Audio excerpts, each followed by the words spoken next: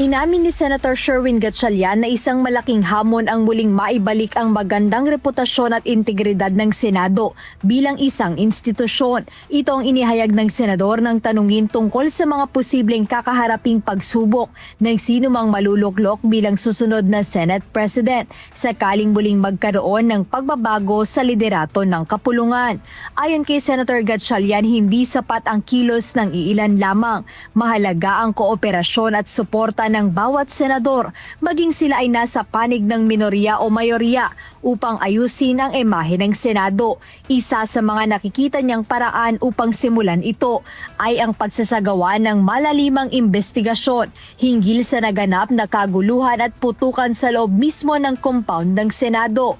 Aniya, kung mayroong nagkasala, dapat itong mapanagot at kailangang matiyak na magkakaroon ng accountability sa lahat ng mga sangkot sa insidente.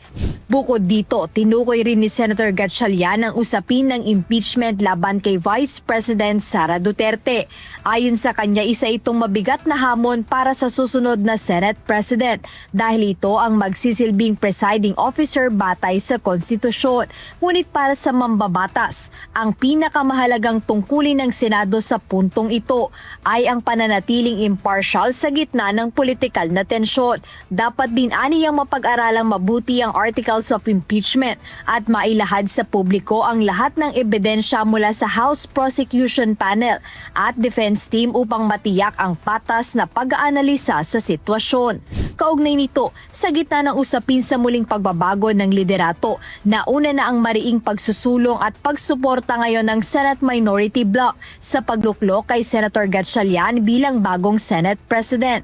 Ayon kay Senate Minority Leader Vicente Tito Soto III, nais niyang linawin ang mga maling akala na siya ay nananatiling tahimik sa issue. Paglilinaw ni Senator Soto, siya mismo ang unang nagmungkahi ng ideya na gawing pinuno ng Senado si Senator Gatchalian.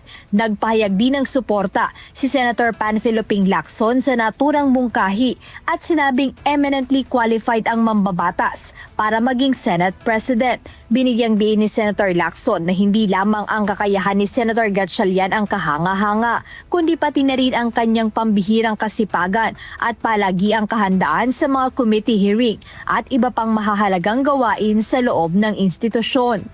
Jedne Resina, UNTV News and Rescue. Diyos ang aming sandigan, serbisyo publiko ang aming pinahahalagahan.